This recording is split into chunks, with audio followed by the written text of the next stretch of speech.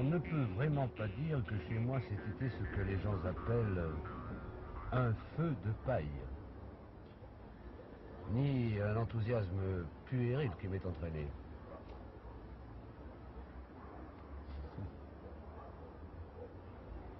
Ni même un sentiment, que je ne vois guère moyen de qualifier autrement que de sentimental. C'était quelque chose d'absolument plus sérieux. Un intérêt profond.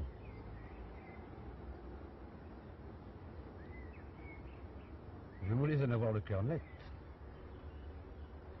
Je voulais savoir exactement où il allait.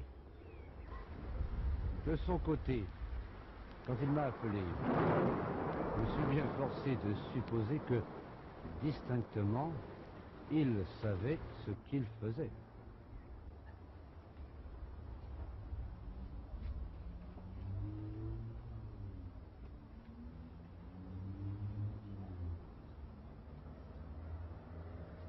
Pour le suivre, sans hésiter, je sacrifiais ma famille, mes amis, ma fortune, ma position.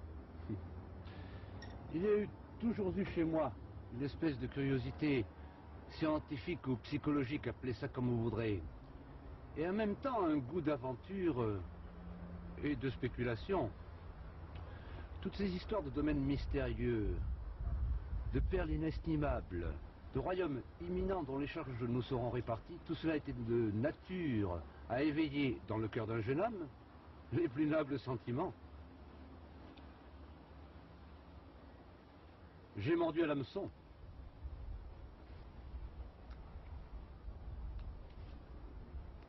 D'ailleurs, je n'ai pas été le seul à me laisser prendre. Il y avait aussi tous ces bons racleurs de poissons. Et d'autre part, je voyais des personnalités abondantes et considérées comme Lazare, les femmes du monde, les autorités en Israël comme Joseph ou Nicodème se prosterner à ses pieds.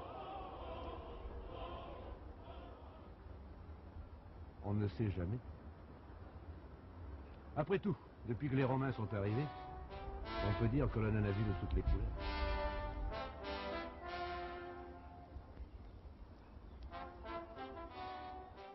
Moi, je voulais suivre la chose de bout en bout et savoir exactement où il allait.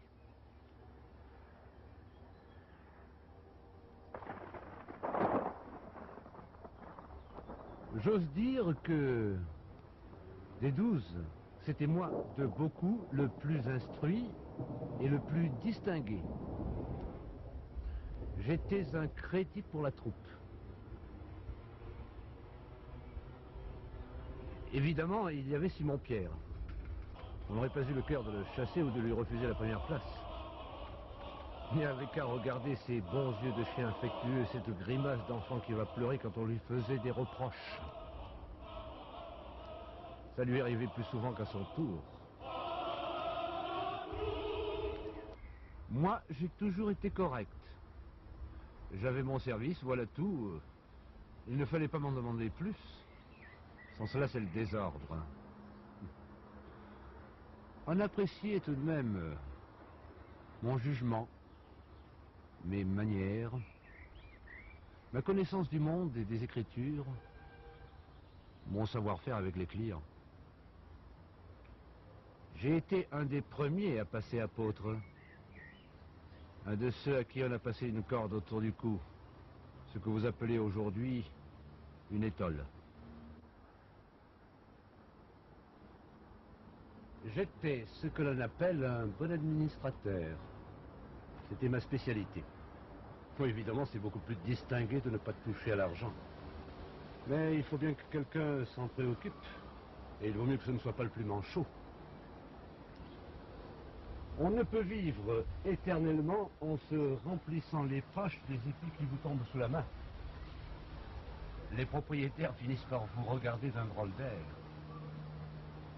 Nous étions tous les jours au moins 13 à table, sans compter l'imprévu. Pour tenir la bourse, il fallait un homme qui sache tout ce que l'on peut tirer d'un denier d'argent. Nourrir 13 personnes avec un denier d'argent, c'est presque aussi difficile que d'en alimenter 5000 avec 2 petits poissons. On me l'a dit. Je ne l'ai pas vu. Le soir, malgré tout, quand on avait fini de contempler le lys des champs, on était bien content de trouver la soupe prête. Que d'histoires on m'a faites parce que de temps en temps je faisais un petit virement à mon compte personnel.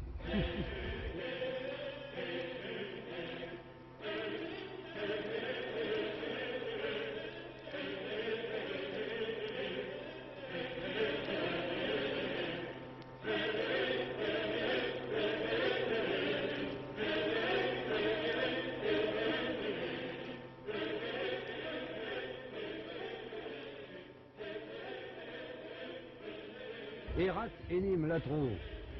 Tu es un voleur, j'étais un voleur. Oui, c'est vite dit. Étais-je un apôtre, oui ou non?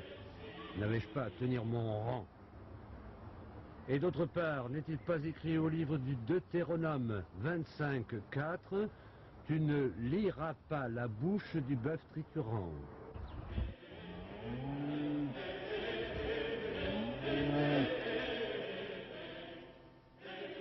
Quand je courais de droite et de gauche, que je rappelais leurs promesses aux souscripteurs appesantis, que je préparais les logements, que j'embaumais les chefs de synagogue pour préparer la lecture du samedi, il faut voir si c'était commode, quand je faisais toute cette besogne de procureur sans un mot d'appréciation ou de remerciement, qu'en dites-vous?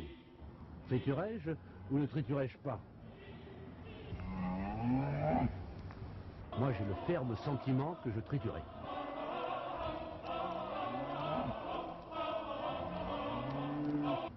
Oh, c'est bon, n'en parlons plus.